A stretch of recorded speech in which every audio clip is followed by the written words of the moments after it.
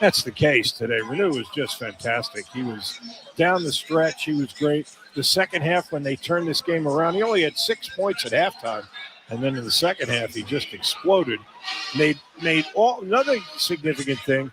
A team that's not a particularly good free throw shooting team, he was money at the line today. He was 7 of 8. So he was just solid in every way. When they needed a basket, he seemed to be Johnny on the spot. Renew, the guy who was our player of the game, Malik Renew, with good reason. Brought to you by 5 Hour Energy. All cake, no sugar, confetti craze. 5 Hour Energy is back. Grab yours now at 5hourenergy.com or Amazon. Ernest Uday was a big player in this game as well, the center for the Hurricanes in 36 minutes. He played all but 4 minutes in this game, 7 points, 9 rebounds as well, and was a defensive force, and he is standing by with Marilyn Payne. Ernest, 44 points in the paint for your team today. That was an even number when you guys lost to Louisville on Saturday. How'd you make the difference today? Defense wins championships. I tell my team all the time, we can't worry about offense. We got to understand our defense translates to that. Earlier in the first game we had, I think they had about 12 threes. This game they had 3 at the half. And, my constant message is just keep getting stops, keep chipping away. We don't want to stop and run plays, just get out and run. What did it take for your team to play your inside game this way today? You got to be like, it's win or go home. We always joke around when, someone's back's against the wall, it's life or death. What you going to do? The real you's going to come out, and that's exactly what happened tonight. Really close one last time against Virginia. You get them tomorrow after losing by just 3. They were so good in transition last time. How do you stop that? First of all, it's March, so every area of the game, you got to understand you're going to get everybody's best. So like you said, just how do we stop it? Just keep being poised, keep playing our brand of basketball. Don't go for silly fakes or gambling or anything like that. Just stay solid and, get a stop. Have you ever set a screen against one of the league's best officials before? Yeah, no, that's my guy. I felt terrible, but my heart sank. I'm just glad he's okay, though. Yeah. We are too. Thanks so much. We'll see you tomorrow. Thank you so much. Yes, ma'am. Who among us would survive a blind screen? 6'11", 266. But a heart of gold from Miami's Ernest Uday there. He said my heart sank. He's my guy. Everybody loves Roger. There's some officials, let's not kid ourselves, we'd like to see get screens. No, I'm kidding. It's absolutely 100% a joke. But he is very popular among everybody. Coaches, players, they all love Roger Harris. And my partner, especially, loves his sartorial splendor.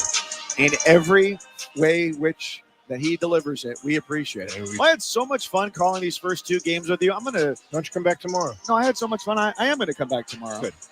I've had too much fun. I have to leave, actually. They're telling me I have to leave. Well, we'll still be here. So. And Wes Durham will be. Wes will be checking in.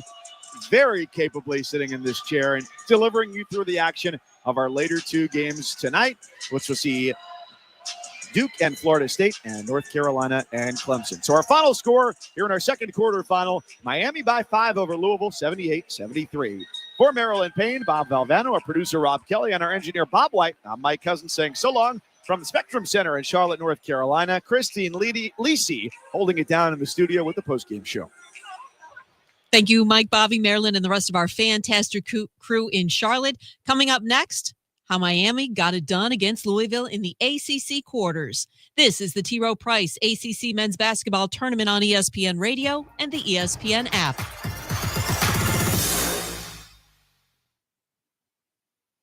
Lunchtime just got an upgrade. Stop by McAdoo's for our $8.95 weekday special and grab a legendary sandwich at an unbeatable price. Choose from your favorite classics, the Coney Island, Betty Bop, Ragtime, or Stogie. Classic sandwiches packed with savory meats and flavors in between fresh bread. Make it a meal by pairing your sandwich with a sidekick, a warm cup of soup, or crispy chips. Great food, cozy vibes, and the best deal in town. It's time to share great food and fun. Just to be there, the only one. Just to be there at McAdoo's. We'll see you at the Do's.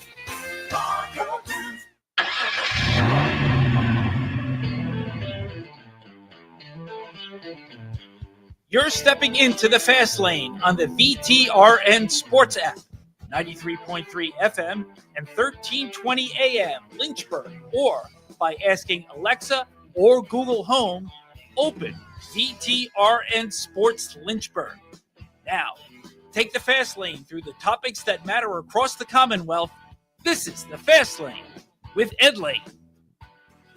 Well, we're here. What a last 24 hours it's been. Not just for Liberty Flames fans whose range of emotions are at the point where they might need to go see our friends at Central Virginia Counseling on Timberlake Road, their new location, or Wigington Road, the old location near Peaksview Park. Not that. The weather. I mean, my goodness, what has it been? Yesterday it was like 90 and sunny. Then it was 70 when I woke up this morning. Then it dropped all the way down to 37 degrees and it was sleeting. Now it's back to sunny and it was like 48 today. So appropriately, perhaps.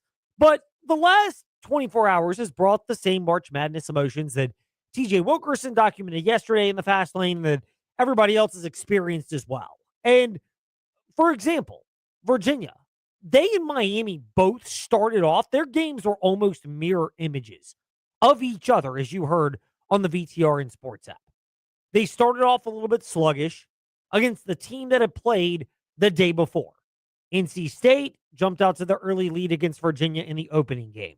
Then Louisville jumped out to the early advantage over Miami in the second game. But inevitably, as the game unfolded, the team that had fresher legs, and you could argue, obviously, because of their seeding and season accomplishments, the better team ultimately asserted themselves, but had to hold off one of those furious last-second rallies by both NC State and Louisville to make the games longer. Hence why we're joining you about 15 minutes after our normal start to the Fast Lane. And then for Liberty, the range of emotions. I mean, today you get to feel a level of joy. I don't know if anybody is under the impression that the Flames are going to knock off the Lady Texters, Louisiana Tech, in the quarterfinals, the semifinals, when they meet up tomorrow for the Conference USA Women's Basketball Tournament. But God bless them. Tip your cap to the Lady Flames because they entered the Conference USA Women's Basketball Tournament. And maybe if there's one takeaway, showing the value of momentum and confidence at this time of year. And having been challenged, having shown you can make adjustments, and having overcome those. Because the Lady Flames look like the team that's done that. They'd won 7 of 9 entering the Conference USA Women's Basketball Tournament. And they absolutely annihilated Sam Houston today. It would never close. 20-point lead at halftime, 89-57. The Lady Flames. I mean, they jumped out to the lead early. They never really let up, and they were really, really efficient. I mean, commend them. It was 22-17 after the first quarter. The Flames really went on the outscoring Sam Houston by 13 in the second quarter. Look, this is a game that was a 30-point margin, really from the mid-third quarter on. Like, there's a lot of impressiveness for the Lady Flames. Avery Mills and Emmy Stout, both solid. Evie Nwabu was the leading scorer at 22, but, I mean, the fact that they have now got 3 viable scores and really go about 6 deep, that's a really good thing for the Lady Flames. So it's the one positive for Liberty fans. Now, the flip side to this, that is the elephant in the room, and we will discuss in even greater depth with John Manson from ASeaofRed.com. He'll join us around 5:45 today. Our chat with Danny Peters, NASCAR reporter for FrontStretch.com. We were going to get to that today. It will be next week for those that are wondering. So we're not punting on NASCAR, but we've got the whole NASCAR season in front of us. March Madness is here. There will be no March Madness in, here's a shocker, April, May, June, and July, when there will still be NASCAR storylines to discuss. Ed, there'll be March Madness in early April. Let's not tell a complete lie. Ooh! My man TJ calling me out. TJ, fist bump for that one. There you go, man. You're right on.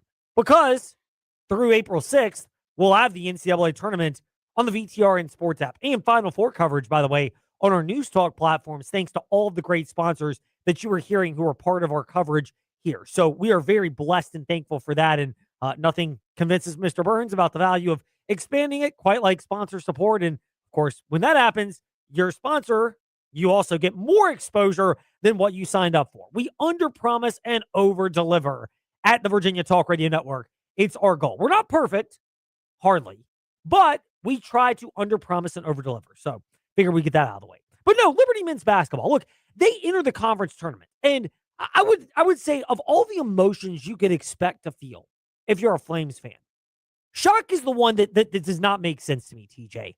They lost 3 of 5 entering the conference tournament. Even in their wins, before that. The Flames were a team that looked like when they got on a run from three-point shooting, they could build a big lead. Even if they were in a deficit, they could shoot their way back into a game.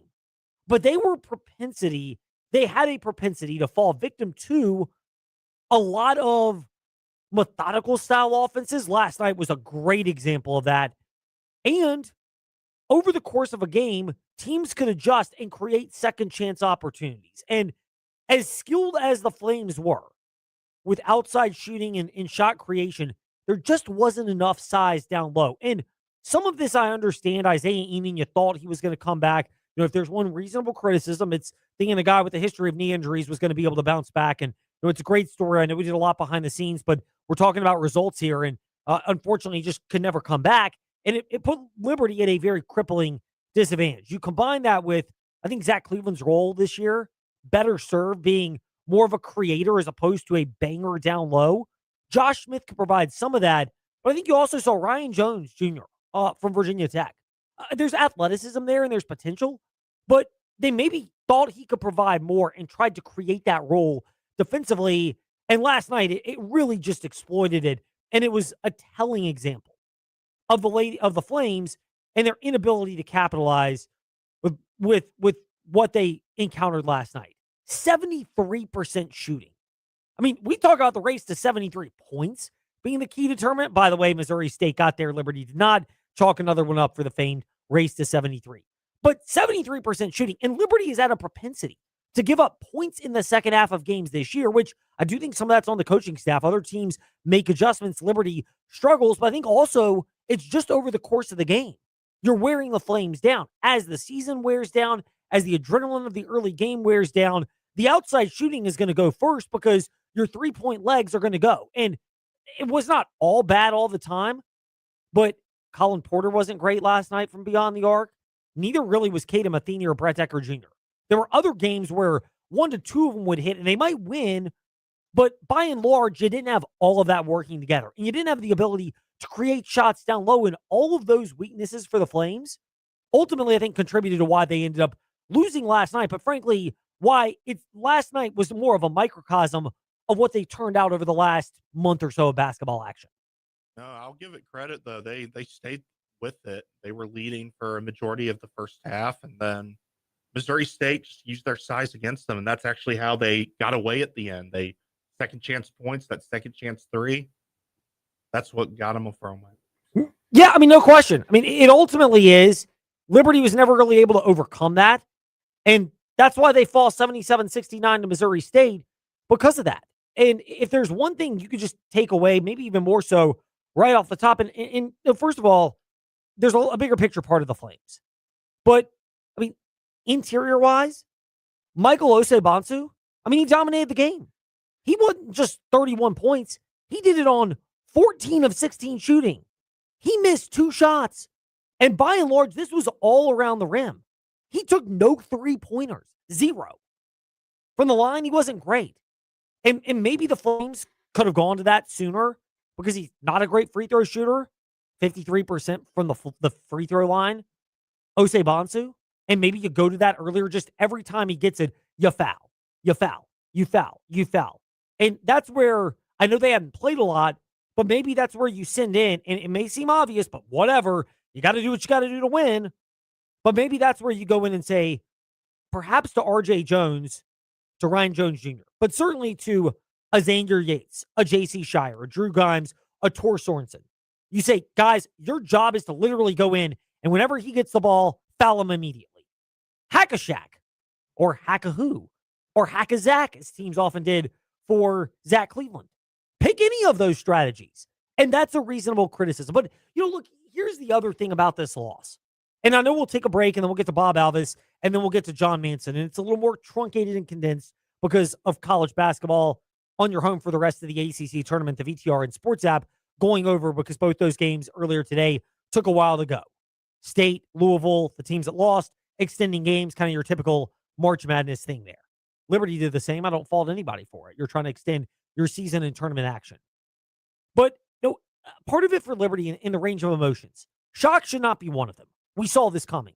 We knew the deficiencies were there. Teams started exploiting it over the course of the season. This is a smart enough coaching staff that if there were a solution in-house that could have solved this, I'm pretty sure they would have. I think the solution is what you would have to do to the roster to remake it. And look, the coaching staff has shown they could do that. Last year, they did it, and they really dominated Conference USA last year as well in the conference tournament. And it wasn't just Talon Peter, who was great, 6th man of the year, but also really a first-team all Conference USA player last year and an NBA draft pick. They had other players. There was depth there inside for the Flames. This year, they just didn't have that. But I think part of it also for the Flames, shock should not be one of the emotions. Disappointment, absolutely. I think it's reasonable. They started off the year so well, but when you drop 5 out of 7 or 4 out of your last 6 games, it's not a good thing for the Flames. Because at one point they're 23-4, and then they wrap up 25-7. Like, that tells the story. But I think the reality of the pain is it's sadness. Like, it's sadness, obviously, because the Flames are talking like they might accept an NIT bid. I think it's more likely than Virginia Tech would accept it. But in this era of the transfer portal, to me, was it the CBI, the College Basketball Invitational, said, like, due to circumstances outside of our control, we're not going to have a tournament this year. We look forward to it next year. I don't know if there's going to be a next year for something like that. Like, those type of tournaments are done. It's kind of like bowl games. Players are opting out. I don't think you would be as likely to opt out in basketball. The injury risk is just not as high. Well, don't you have to pay to be in the CBI compared to the NIT? I think so. And why? Like, what are you paying for? You're losing players, either the transfer portal or exhausted eligibility. Like, most programs, like Virginia Tech, how many of these guys are going to come back? How motivated are they going to be to play in the NIT? Like, it just, to me, it's not there. It's not. And the injury risk is not what it is in bowl games, obviously. This is basketball versus football. But you're talking about motivation, keeping teams bought in. Tournament or bust is kind of the way it is in this era of college athletics. If the Flames wanted to play more games in the NIT, I don't begrudge them. I get it. They like playing with each other together. And I think that's part of the other emotion, the third one, which is sadness. The sadness for the Flames is because Flames fans have come to like this team. They are a really likable group of people. They were a really likable team. I'm speaking in the past tense because they may play again, but they're not going to be playing with any real championship aspirations at stake. Conference USA tournament or the big dance, which you can hear on the VTR and Sports app. You're home for so much March Madness. And that's the part for Liberty Flames fans. People like them. They're desired to see them perform at a high level. You want them to win.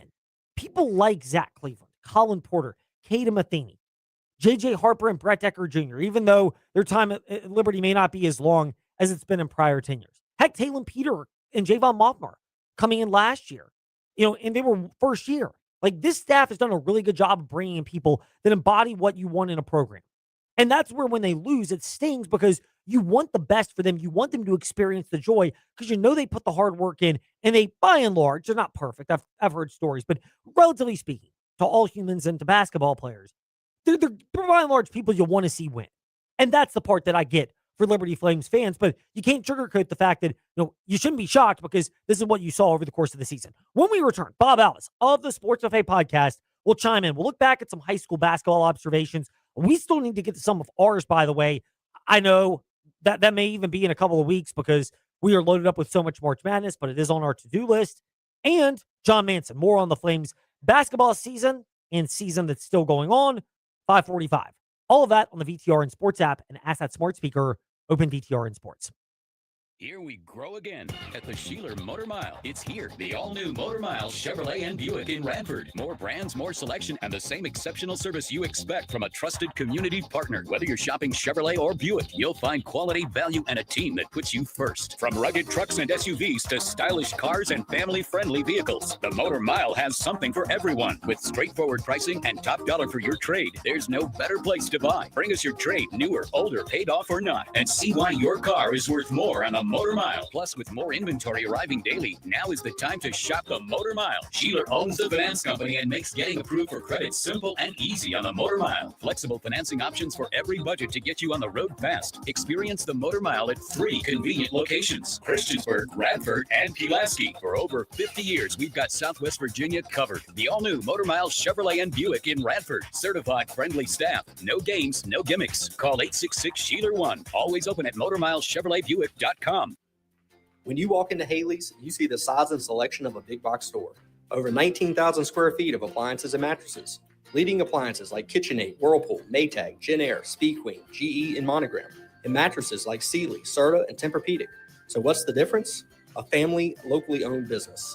And a staff committed to servicing you over the entire life of the product.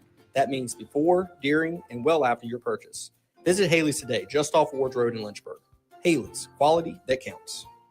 Hi, I'm Chuck from Aquatrack Adventures in Salem. The Virginia Talk Radio Network and InsaneRadioDeals.com have helped our company grow by sharing our company's message throughout Central and Southside Virginia.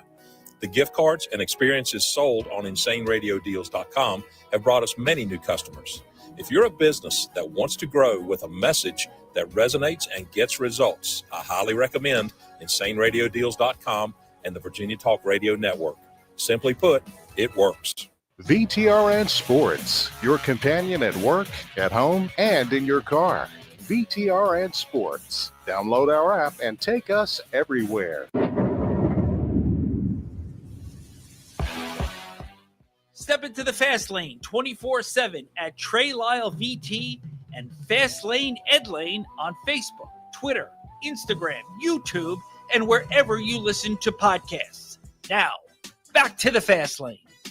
The range of emotions, it's just natural for March Madness, but if you have trouble with that in your everyday life, that's why we reference people to our friends at Central Virginia Counseling. We have brought them up a number of times because that was the site of our trostlaw.com fast take.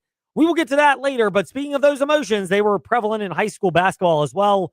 Bob Alvis of the Sports Buffet podcast is with us here in the Fast Lane. Bob, great to be speaking with you. It was great seeing you over at JF this past Friday night. Even though for our area, it wasn't a great outcome because the local team, LCA, fell to Lake Taylor in that matchup. Bob, first of all, pleasure to be speaking with you. Second of all, one of the things that jumped out to me, I don't have the perspective you do on all the teams that LCA had played, but that looked like maybe one of the quickest high school basketball teams that you could expect to see, especially when they don't have like standout Division I talent. Lake Taylor was really talented, and it seemed like it gave LCA fits throughout the entire night, especially setting up that Bulldog offense.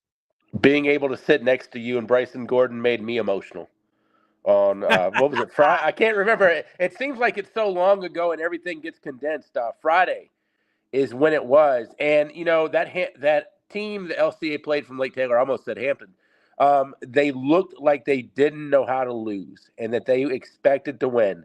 And I think that's a lot of culture for a lot of coaches. If they can get their teams expecting to win every game, that's a good thing. That team from Lake Taylor looked like they had no doubt they were going to come in. They didn't care where they were playing. They could have played at Matt Klein's house. And I'm not saying that to be derogatory, but they looked like they were on a mission and they were ready to go. Yeah, I mean, they looked really composed and focused. First of all, you got to tip your cap to them. Matt Klein did after the game. How aware was he of that? I was impressed with Matt Klein. Obviously, I'm biased. I went to high school with the guy, for crying out loud. But the fact that one of the things he brought up was his impressiveness with how Lake Taylor came out and really they used defense to control the game, which seemed like a very sound strategy when you're talking about a team that has to travel 4 or so hours by a bus.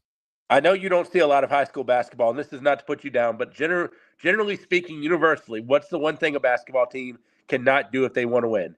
Get off to a slow start. What happened to LCA? They got off to a slow start, and it really put them behind the 8 ball, and I think they couldn't figure out how to put enough balls in the corner pocket, side pocket, or whatever from that. I mean, they got a little bit hot down in the third quarter, I believe, with Jackson Tomlin, but they just got so far behind the 8 ball, even when it got to like 7. I think it got as close as 7 at one point. It didn't feel like it was at 7. It felt like it was more at 12 or 13. Yeah, I mean, you brought that up, but there are a couple things that jumped out. The game got to as big as a 17-point margin in the second half. LCA went on a run. I think they cut it to 8. They might have gotten it down to 7 right after the timeout. But you know, one of the things that jumped out to me about that game as well was LCA could string together 1, maybe 2 good offensive possessions, but they never quite were able to string together more than that. How big of a factor was that? Because if you could all of a sudden get that game down to a 2-possession game, 6-5 points, you get the crowd back in it. And to Lake Taylor's credit, they never let it get to that point. Excellent point. I don't feel like LCA was able to string enough defensive possessions together either to signify a run. And I don't really feel like they got on a crushing run that could really get them back in the game. And like I said, they needed it. That Lake Taylor team was really, really good. But let's take nothing away from what LCA's accomplished throughout the year. I mean, they got a lot of road wins in the playoffs. I mean, they were almost dead in the first game. I mean, they took them free throws with 0.4 left in overtime to beat Rustburg. So, I mean, tip your hat to LCA and to Matt Klein. They've made plays when they needed to. The glass slipper just kind of fell off in the game where they wanted it to stick. We're going to shelve the tip your cap season part for a moment when looking at the LCA Bulldogs with Bob Alvis of the Sports Buffet podcast as he's with us in the fast lane. How much, though, look, they lost, so you got to keep that in mind. You can't overlook the fact that LCA lost. But I actually thought the game plan was pretty sound. It's clear Lake Taylor's strength was athleticism, and the smart game plan seemed to be slow the game down and try to get good looks from three-point land and good looks from around the bucket. They were not perfect. I do think they were rushed because of Lake Taylor, but how much do you have to tip your cap as well to LCA that it seemed like they had the right game plan, maybe not quite the experience against that size to know exactly when to shoot, and that may have played a role, but it's the type of thing you now learn, and for the returning players, you have that in the back of your mind as a blueprint. 100%. I mean, you learned, you got this far. You know you're going to have to see different styles. I think LCA can acclimate to different styles, but the one thing I think that hurts more than anything else is, like I said, slow start. And I get every coach would want to get off to a quick start if you gave them the magic wand, but that just can't happen. But the start, I think, really doomed LCA because you can start slow against certain teams, but when you start slow against a team like that, I thought Lake Taylor probably reminded me the closest thing to EC Glass that LCA would have seen. Great comparison from Bob Alvis of the Sports Buffet podcast. Now, you mentioned EC Glass. We'll tie them and Heritage together. They lose players, Josiah Bryant for LCA, Gavin Arthur for EC Glass, but by and large, they both return a really good core. First of all, it stings for those players that are departing. But for the returning core, how much was this type of season with the pain at the end necessary to give them the blueprint, not just the motivation in the offseason in terms of fire and practice and all of that, but also the motivation tactically to know in the back of their mind, here's now what we need to do to elevate our game? For EC Glass, it just had a bad time to get on a 2-game losing streak. I mean, I think what DJ Best said at Media Day has stuck with me of we prepared these guys throughout the season throughout the off season by taking them to the camps, so on and so forth like that. I think basketball is like so many other things to where there's a new age, so to speak. You've got to do the work in the off season because these team camps, I think these team camps matter just as much as anything because that's where you're playing schools from not necessarily your area, but even if a guy is not there from team camp, then maybe a 7th or 8th guy in your rotation is going to be there, and he's a 2nd or 3rd guy in team camps. I think it helps. And I think that's where a lot of it is to be played. And I don't doubt you for 1 second. I think the experience does help, but I think some of that team camaraderie in the summertime. And believe me, I am against playing a sport year round. I'm not saying that. But I think if you can hit a week here, a week there, just to get with your guys too, I think the familiarness, helps out just as much as anything. Those are great points. And that's why we like having you on, Bob, because you push back against it and you offer a different perspective. And, that's part of the appeal. We don't want you to agree with us all the time. If you were a yes man to me, this world would be a really bad place. We do not need any more of that. But Bob, you touched on that. We've touched on this for both these teams and what they did. One last thought on high school basketball, and then we'll get the most unique question as well. But the high school basketball season as a whole, it never saw a team from this area quite get close to Richmond. But how much do you take away from teams now, not just LCA and Glass, but others, understanding what it takes to get there and how those teams at the top, which we're seeing this weekend, that's a different level, and you almost have to see that, if not in the regular season, even in prior seasons, where the knowledge of that gives you an idea of, okay, that's what it takes. Yep, it truly is a marathon, not a sprint, because you're getting tired. I would say mentally you're getting tired, because I'll be honest with you, in any job, when you get a seasonal activity and you're getting towards the end of the season, yeah, you want to keep going as long as possible, but at the same time, in the back of your mind, hey, I'm ready for this to end. you can't approach it that way in high school athletics because you want it to end when the state title is the ender, and that happened today, tomorrow, and Saturday at the Siegel Center.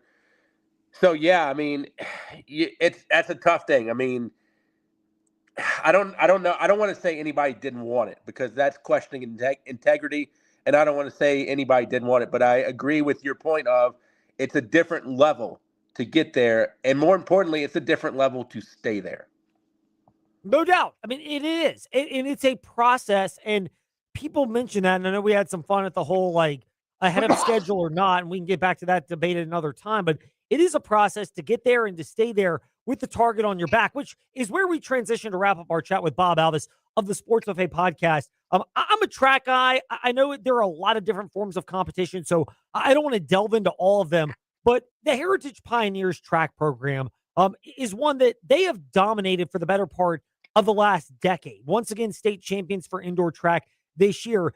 Big picture, can you talk about how maybe that snowballs or plays into what we were just discussing, which is once you develop a level of success, then you can start building upon that. And it seems like Heritage Track is not discussed often in our area, but they are a clear example of that. Track is an odd sport in terms of if you have one stud, they can get points for you in 4 or 5 different events. But a runner, more often than not, I'm not saying always because I know somebody will come at me, but more often than not, a runner is not going to be a thrower. A thrower is not going to be a runner. So you've got to kind of, hey, I got a stud named Ed Lane who's going to get me a lot of points, but I got to find a TJ Wilkerson who can give me some points here and there, or who can, maybe get a 4th place, but it's going to get me a few points here and there. I think Heritage does so well in the running events and the field events because if you can run, maybe the hurdles and you can run a sprint and you can get a jumper, that can almost be one person sometimes too. So I think it builds up a lot of points. And, track is a sport too to where you can be a stud athlete, but you've also got to have it up here in the brain to know when to turn it on, when to turn it off. My biggest regret in high school is I wish I would have done track. I wouldn't have gotten you any points, but it would have kept me alive. And if you took 46-year-old Bob and put him back into high school Bob, I believe, and you can speak on this being a runner, when you hear that encouragement, it gives you a second win. Now, I'm not going to say, well, Ed, run faster. Well, gee, thanks, Bob. If I'd known that, we'd have been far ahead of, a million miles ago. But I think that encouragement does help people. And I think the one thing I think track doesn't get enough credit for, it is a team sport because you do need those encouragers. You do need those, 4th, 5th place pointers. You can have the studs all you want, but you need those other people to help out in track. And Heritage has done a great job with that with Coach Alexander, Coach Webb, and I know they've filled the buckets too because track, you have to have a lot of coaches. Not everybody knows about one thing. No doubt about it. I mean, that is a whole nother can of worms.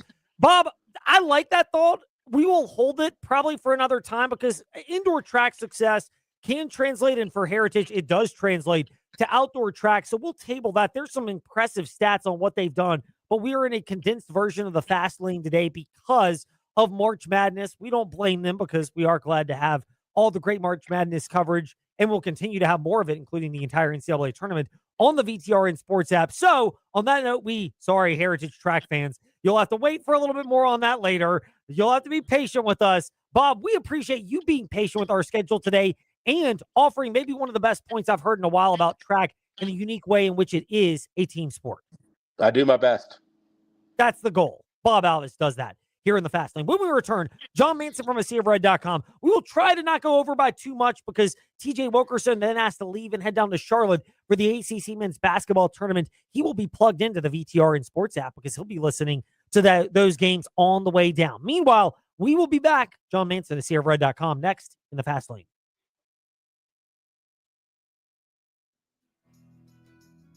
Hi, I'm Susan Lane, Ed's mom. March Madness brings lots of picks, but I have only one, Bartlett Tree Experts. I rely on Bartlett to professionally assess my oaks and boxwoods and to prepare a maintenance plan within my budget. Call Corey, a certified arborist, at Bartlett Tree Experts or go to bartlett.com.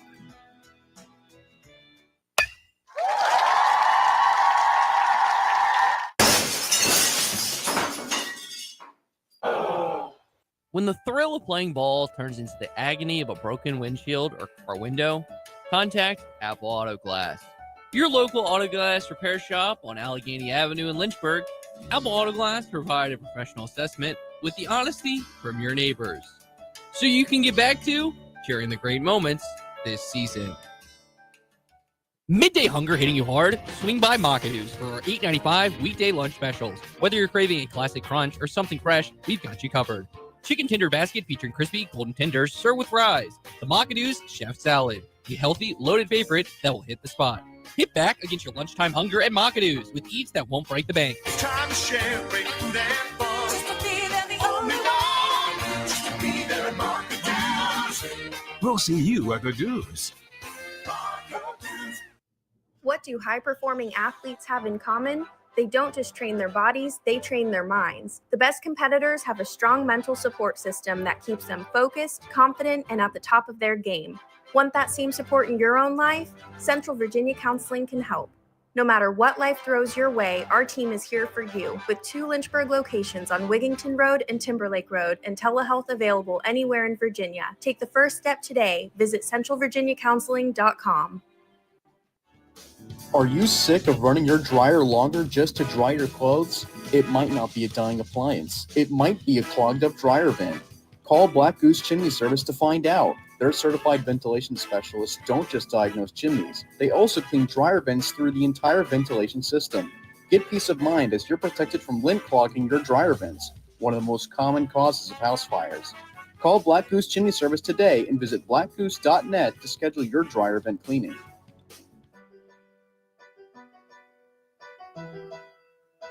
Step into the Fast Lane 24/7 at Trey Lyle VT and Fast Lane Ed Lane on Facebook, Twitter, Instagram, YouTube, and wherever you listen to podcasts.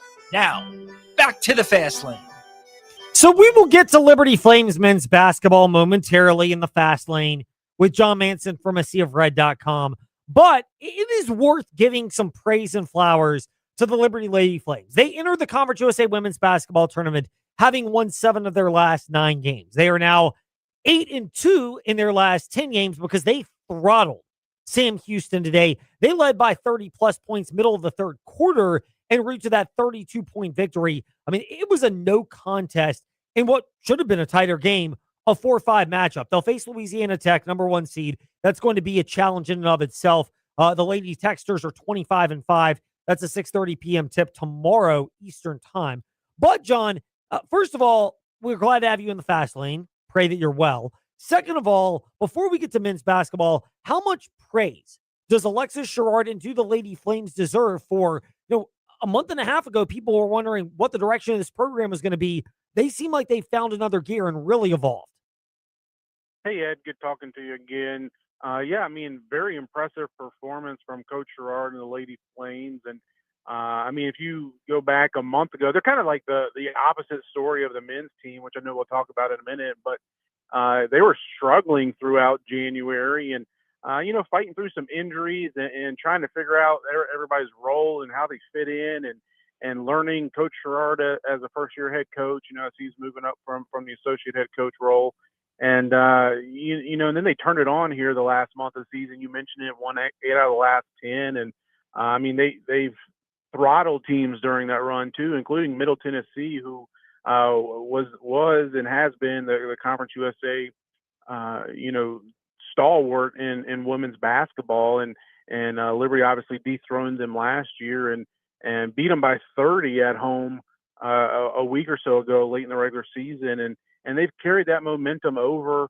Obviously, they're healthy now with Ife Nawabi back, and she scored a career-high 22 points today. And Avery Mills is also back and in the lineup after missing, I believe it was 5 games during part of their losing skid. And she scored 20 points today. And the team just is rolling and clicking on all cylinders. They mentioned they won, were leading by 30 much of the second half. And, they scored a season high in points and had a season low in turnovers, and doing that against the Sam Houston team, which was number 5 in the country coming into the tournament, Conference USA Women's Tournament, that is, enforcing turnovers. And Liberty hadn't had less than 12 all season, and they had just 8 today. So great performance from them. But obviously, you know, they're going up against the team that's been the runaway #1 team and best team in women's basketball in Conference USA all season, Louisiana Tech. Just one loss in conference play, and I think they've won something like 18 in a row entering Friday's semifinal action. So there are a couple ways to take this chat with John Manson from AseaofRed.com, who is joining us in the fast lane. One of our themes that's been over the course of the season is when you have a young team, Iffy Nawabi, Avery Mills, Emmy Stout, they're all, you know, either freshmen or sophomores, so they've got, pray they return to Liberty, but multiple years of eligibility left. When you have that and the potential for there to be a core, how much is the value in a game against Louisiana Tech for a team like the Lady Flames, in the fact that this is a measuring stick? I know they played Louisiana Tech, but this is a conference tournament setting, likely a one-bid league, although Louisiana Tech may challenge that. What value is there for the Lady Flames because of this, that you now get a chance to test yourself, and regardless of the outcome, you'll have an even better barometer of where you can go? Yeah, I mean, it's a good point you make, and you'll certainly be able to test where you're at, and just test how much this success late season is real and something that can be carried over. And like you mentioned, that big three, they're all second-year players in the system. Obviously, Nawabi redshirted last season, and if Liberty's able to keep them, you think they'd be in the championship hunt each of the next 2 seasons. Going into the early Alexis Sherrard, tenure. But yeah, it's a measuring stick. But don't tell that to those girls and that coaching staff. Obviously they're going in there thinking that they can play with the Lady Texters and try to knock them off. I mean, it's a team. I think these 2 teams met, if I remember correctly, last year in the semifinals. I have to refresh my memory on that before the game tomorrow evening. But obviously Liberty's going in hoping to win and looking to repeat as Conference USA champions and, keep their stay down in Huntsville a little bit longer, unlike the men were able to do. And that does lead us into the men's basketball team, John.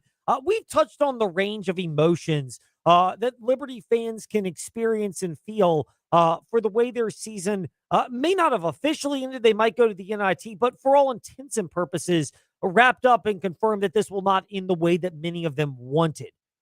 Shock should not be one of those emotions, correct? Given that they entered the conference tournament having lost 3 of 5, and you were starting to see some of the obvious weaknesses that were being exploited by opposing teams.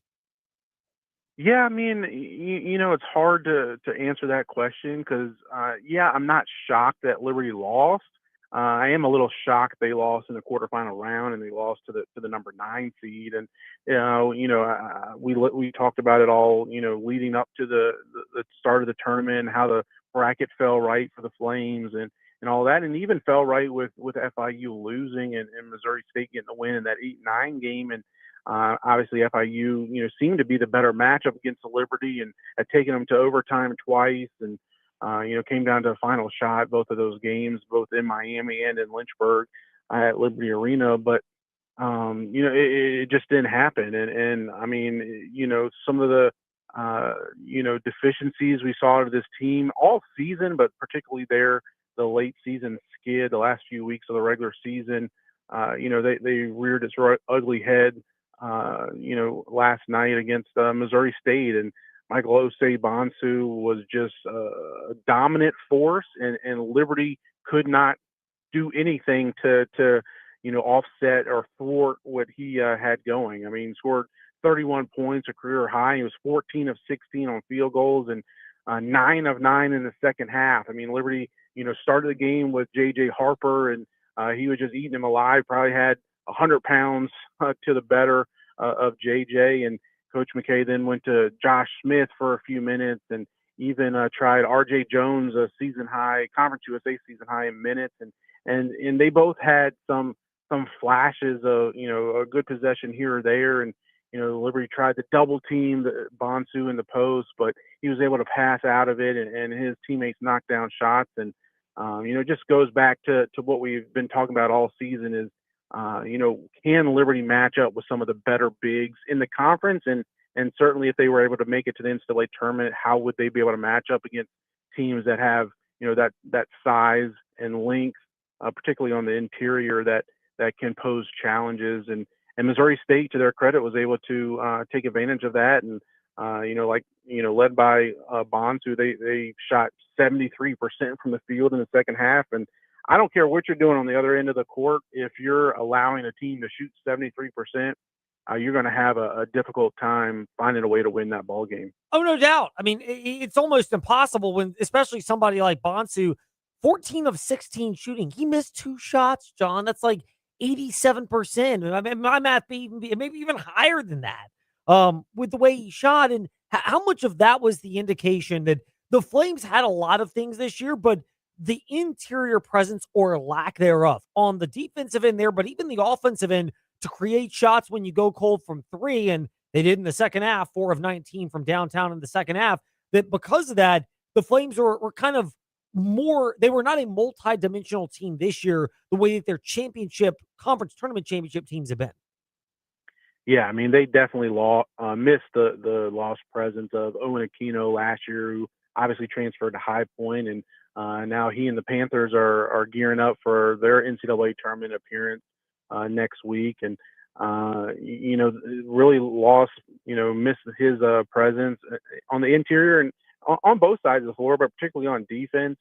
And I know Coach McKay and the Flames expected and hoped to have an Isaiah Enan healthy and on the floor, and certainly he would have been a difference maker, for Liberty this season. Would it have been enough to overcome some of its deficiencies? We obviously don't know, but for a guy, it's tough to have to rely on a guy that had, multiple knee surgeries in recent seasons and was coming off of one. And unfortunately he suffered another one. Obviously nobody wanted him to do that again, but that's part of basketball. And it was unfortunate Liberty didn't have, another guy to go to. And maybe, if you talk to Coach McKay and he was candid, maybe he'd say if he could go back and have the season to do over, maybe he would have gotten RJ Jones, more playing time and more experience throughout the season. It's a redshirt freshman, the transfer from Virginia Tech, who didn't play a ton for the Hokies last year and didn't play much for Liberty. I mean, he'd go games where he didn't play at all and maybe play a minute here, a minute there to spell somebody in foul trouble. But like I said earlier, he played a season high in minutes in Conference USA play just in the first half alone, with 8 minutes in the first half, and then played a few more there in the second half. And how much could that experience have helped him maybe get an extra couple of stops or been more connected on the offensive end with his teammates, just where like I said, he hadn't had that experience much during the season. But ultimately, the dream season, you look back on the season for Liberty basketball, you always remember that 17 game win streak, and it's a run that Liberty, we might not ever see again.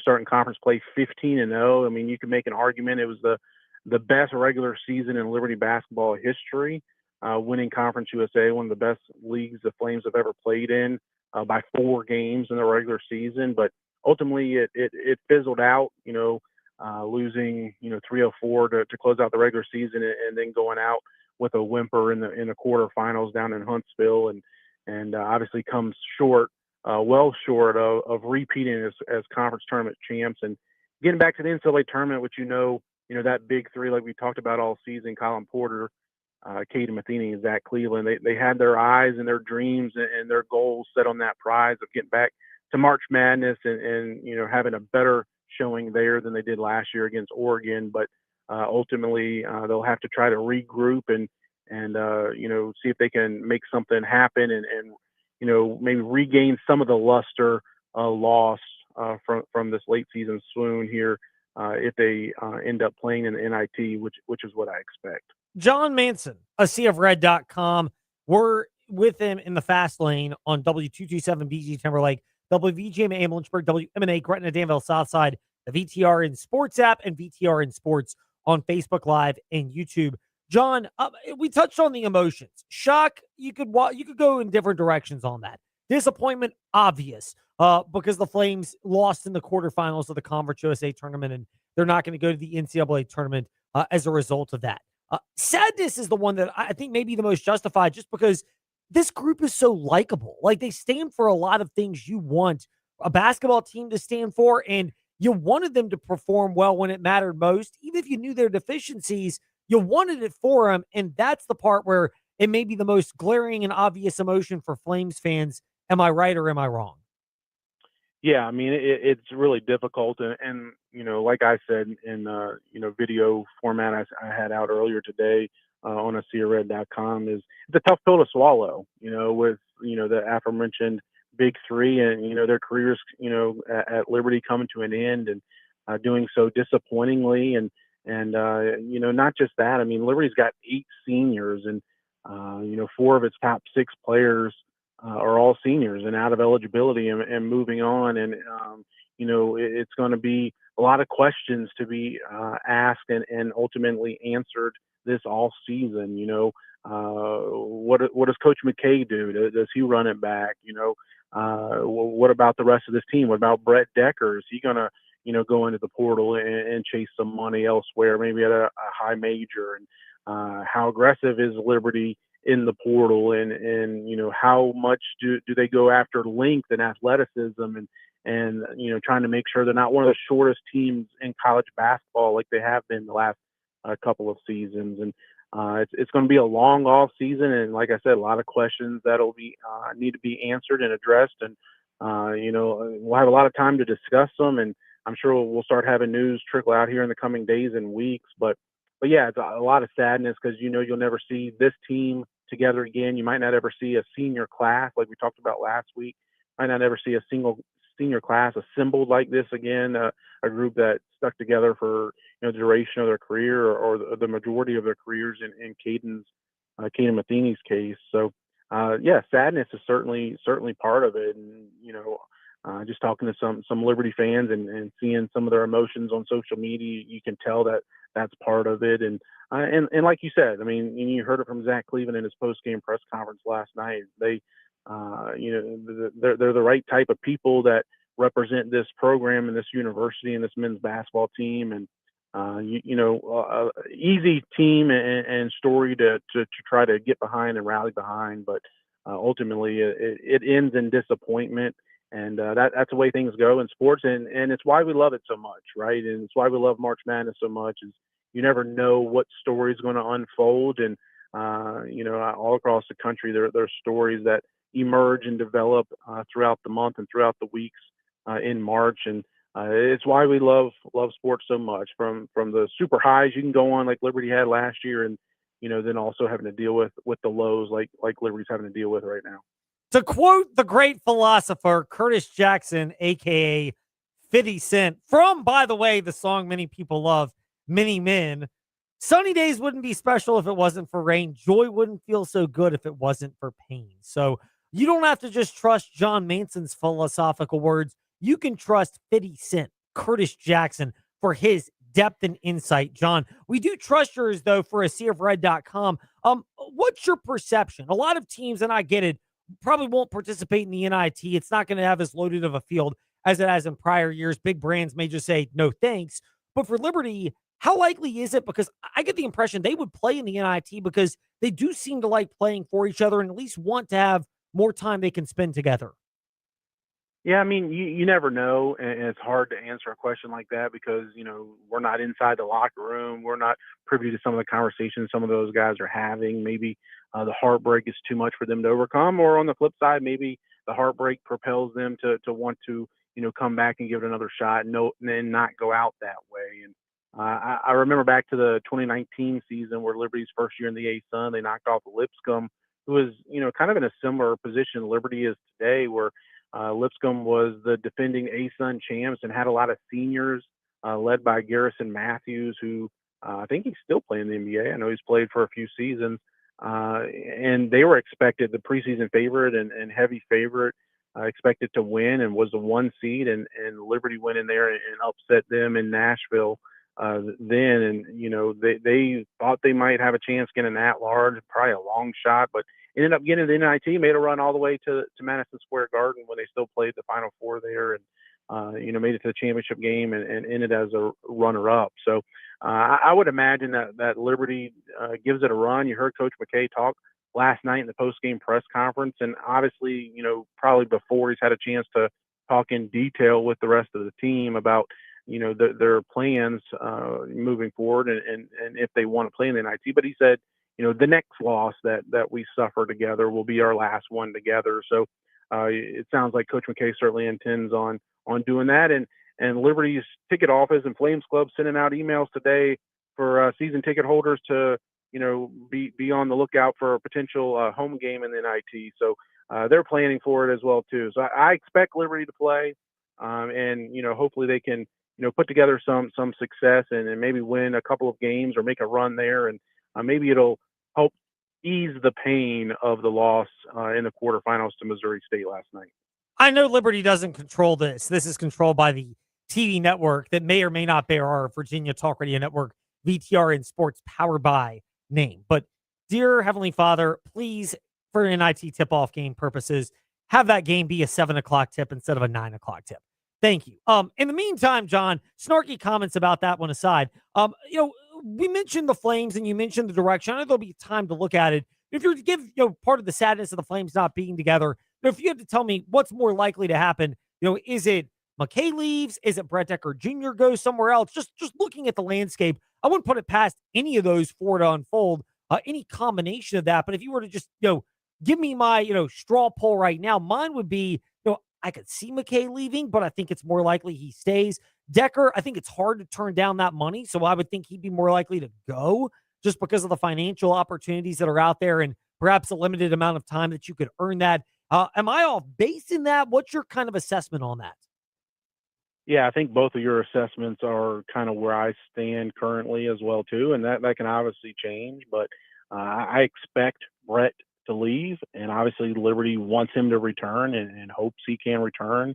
The leading scorer on the team and one of the tops in Conference USA and first team all conference member, as a sophomore, and he would be a key piece. Liberty could build around the next two seasons, and Coach McKay and the staff has been and will continue to do whatever they can to try to keep them in Lynchburg. But some of the numbers, that these guys are able to get in the portal, it's hard to turn down, and you wouldn't blame them for leaving. So I currently expect him to enter the portal, and you never know how some of these things go over the next few weeks, and we'll see. And Coach McKay, I agree with you. Like, I think, I anticipate him staying at Liberty, and I think if he was to not return as Liberty's head coach next year, I think he's more likely to pull a Tony Bennett and retire and walk away and maybe stay close to the program for a couple of years or something, than to leave and take a job elsewhere. But again, that's just me making a guess here. One day after, less than 24 hours after Liberty season virtually comes to an end with a loss in the CUSA tournament. But we'll see. I mean, those are kind of what I lean to currently, and you never know. The stories write themselves, and we'll obviously be following it all season and all March and into the spring and summer, and I know you will as well, and be happy to come on and talk to you as the stories develop, throughout the next few weeks. Oh, there'll be plenty of those, and we will certainly discuss them with John Manson from AseaofRed.com. John, thank you for your time in the Fast Lane. It's been great chatting with you today. Greatly appreciate you making a moment for us, going in on a quirky schedule with March Madness. And I'm sorry you and your lovely family will not be able to go down to Huntsville, Alabama, but we pray that you stay safe till we speak again. Sounds good. Thanks for having me on, Ed. And who knows, maybe we'll be back in Bel Air here in a few days. Yes, John Manson with us here to wrap it up appropriately here in the Fast Lane. That does it for us today. Meanwhile, we'll get TJ out of here so he can head down to Charlotte. He can fire up the VTRN Sports app to listen to that Duke, Florida State ACC tournament basketball game and maybe get down there in time for some of Clemson and North Carolina. But since you're not TJ and you may not be going to the ACC tournament down in Charlotte this evening, don't worry. You can join him in listening on the VTRN Sports app. We'll have that. We'll have plenty of March Madness action tomorrow, plus Virginia Tech baseball sandwiched in between all of that. We're back Monday at 5. VTRN Sports app, 93.3 FM, and ask your smart speaker, open VTRN Sports. And Tyler Shuck, let it be known, I'm the guy. Don't worry about anybody else in the future drafts.